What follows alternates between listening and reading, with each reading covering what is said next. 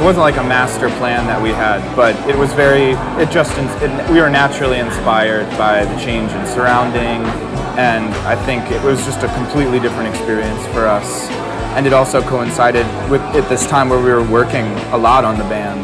So the whole thing was it was very informative. Yes, it affected it heavily. It definitely affected it.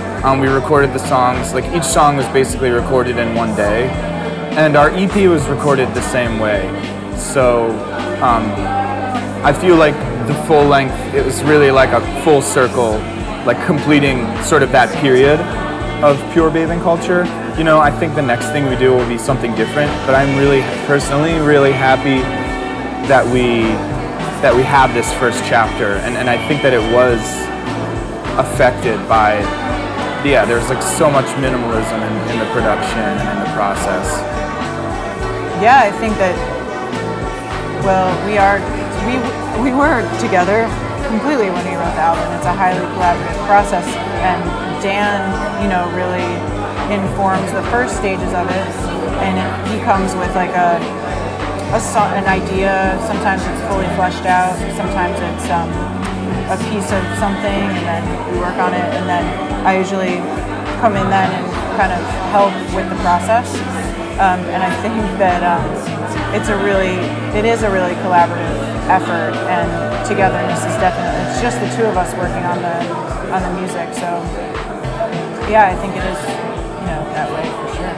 I mean, I think people want a way to brand something. They want to like pigeonhole things, and it helps them to understand it, and that can be used negatively, but at the same time I understand that people need something, and someone might mean it as a compliment.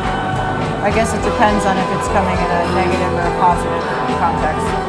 We had a really good experience there, you know, just having a band and playing our first show, and I think it's a great place. It's especially a great place to write music and have a band and have time to work on music and space to do it in, because you don't have to, you know, share a rehearsal space with like 14 other bands, and you know, it can be pretty complicated in places like New York to have a band. We could just park our van in front of our house and leave it overnight, you know, stuff like that you don't think about. That makes it really easy. And it's just like anywhere else. I mean, some people are supportive and some people aren't supportive, and people support their friends and they don't support people who they're not friends with. It's not like any kind of utopian scene where there's like, you know, it's not at all like that. There's a band called Shy Girls that seems to be really rising. There's a band called Radiation City that's really strong. Wild Ones? There's a band called Wild Ones, yeah. There's probably a million others. Like, one thing about us is we're just doing our band, and we're touring, and you know, I think we're not super involved in the inner workings of the Portland music scene at all. We're just kind of off doing our own thing, which is one of the reasons we moved there to begin with.